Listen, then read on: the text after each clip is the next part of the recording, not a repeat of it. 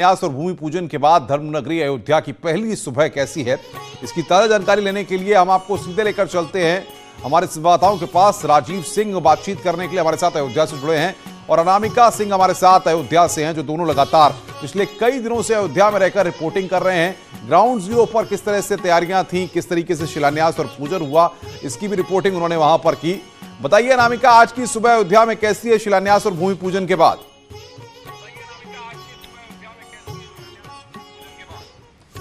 देखिए, दो बड़ी बातें हुई यहाँ पर प्रधानमंत्री मोदी के जाने के बाद। एक तो मैं एक जिक्र जरूर करना चाहूँगी कि जब भी शादी होती है घर में, बेटी की अगर शादी होती है, बड़ा आयोजन होता है, तो लगता है ऐसे कि बस उस दिन का इंतजार रहता है और जैसे ही वो दिन खत्म हो जाता है, जैसे ही सारे मेहमान जाने को आ जाते हैं, वैसे थोड़ी सी चीज़ें अस्त व्यस्त, खुशी और बहुत सारे शिकवे शिकायतों के साथ अपार जो उत्साह होता है वो दिखाई देता है। तो पीला पीला सब कुछ आपको मेरे पीछे दिखाई दे रहा होगा। माहौल कुछ वैसा ही है कि जैसे इतना बड़ा भव्य आयोजन खत्म हो गया है। अयोध्या जो है, आज सुबह जब मैं घूम रही थी यहाँ पे, तो आरती चल रही थी तमाम मंदिरों में, लोग बेहद खुश थे और खुशी के साथ साथ अब आज सुबह मैंने देखा कि आरती में एक नई चीज़ जोड़ दी गई थी कि अब राम मंदिर का निर्माण ऐसा हो, मंदिर का निर्माण ऐसा हो। तो अब तक तो ये आरती में आता था और भजन कीर्तन में आता था कि भाई मंदिर का निर्माण हो, लेकिन अब चीज़ें बदल गई हैं। अब कह रहे कि मंदिर का निर्माण ऐसा हो।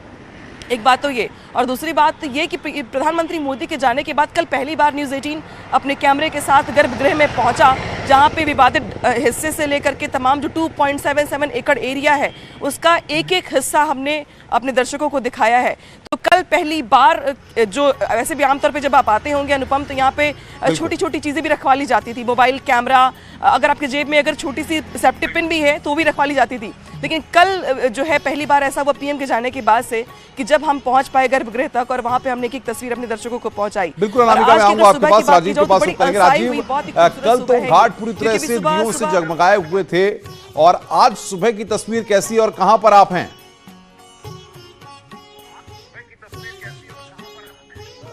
इस वक्त मैं हनुमानगढ़ी दुराहे पर खड़ा हूँ, बैरियर पर खड़ा हूँ, जहाँ आप देख सकते हैं कि अयोध्या को अभी भी उसी भव्यता और दिव्यता के साथ सजी नज़र आ रही है, क्योंकि ये इस क्षण और पल का अयोध्या ने सदियों से इंतजार किया है।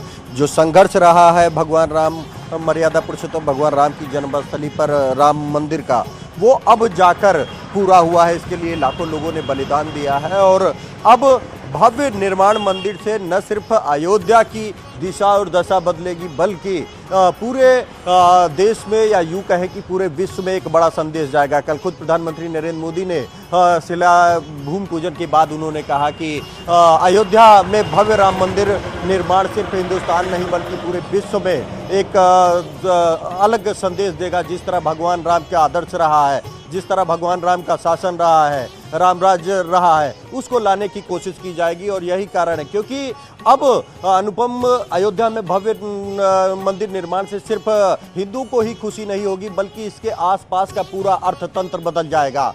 करीब 500 करोड़ की परियोजनाएं जो हैं अयोध्या के घाटों को भगवान राम से जुड़े, जो कथाएं रही हैं उनसे जुड़े हर एक चीज, पहलुओं को 5 किलोमीटर के परिधि में जो ग्रीन बेल्ट है सरयू के तट पर, वो डेवलप की जाएगी। और साथ ही आपने देखा होगा, कई बार आप आए हैं यहाँ पर, आज भी रहने के लिए न तो कोई बड़े होटल रहे हैं, सिर्फ विवाद के नाम पर, इस अयोध्या के नाम पर बीते वर्षों में सिर्फ राजनीति हुई है। और ऐसे में अब यहाँ के लोगों को उम्मीद है कि भव्य राम मंदिर निर्माण होगा तो न सिर्फ जो हिंदू है उसको खुशी मिलेगी, बल्कि आसपास के लोगों को रोजगार मिलेगा। आपका और अनामिका, आपका बहुत बहुत शुक्रिया हमारे पास ग्राउंड सिचुएशन पहुंचाने के लिए। और अयोध्या में आज की सुबह कैसी है, इसका जायजा हमारे सहयोगी अमित ने लिया। ये शिलान्यास के बाद की सुबह है, एकदम शांत सुबह, बिल्कुल वैसे ही जैसे आपको कुछ चाहिए हो और वो मिल जाए तो मन शांत हो जाता है। अयोध्या को चाहिए क्या था?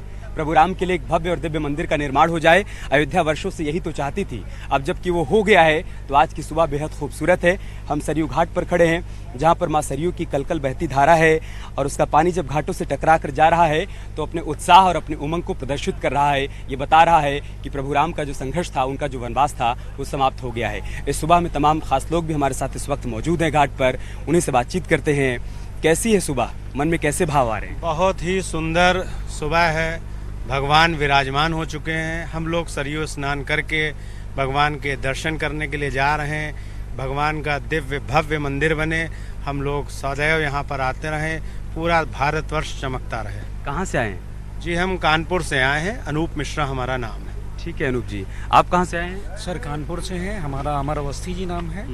और जो वर्षों से चली आई जो संघर्ष था, जिसमें हर पीढ़ी ने संघर्ष किया इस चीज़ को लेकर के कि यहाँ पे स्थापित हों प्रभु, बट उनके काल में वो चीज़ नहीं पूरी हो पाई।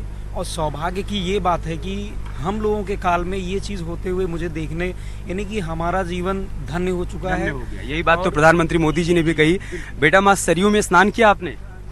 हाँ, ठंड नहीं लगी आपको? नहीं लगी? ठंड लगी? अच्छा लगेगा? हाँ? तो चाहे कोई बड़ा हो या फिर बच्चा हो, हर किसी को अच्छा लग रहा है। और ये सुबह हर मन को शांत करने वाली है, हर मन को सुकून दे रही है, क्योंकि संकल्प सिद्धि में तब्दील हो चुका है। कैमरामैन नरेश के साथ मैं अमित गर्ग शुक्ला, अयोध्या, न्यूज़ 18 उत्तर प्रदेश, उत्तराखंड।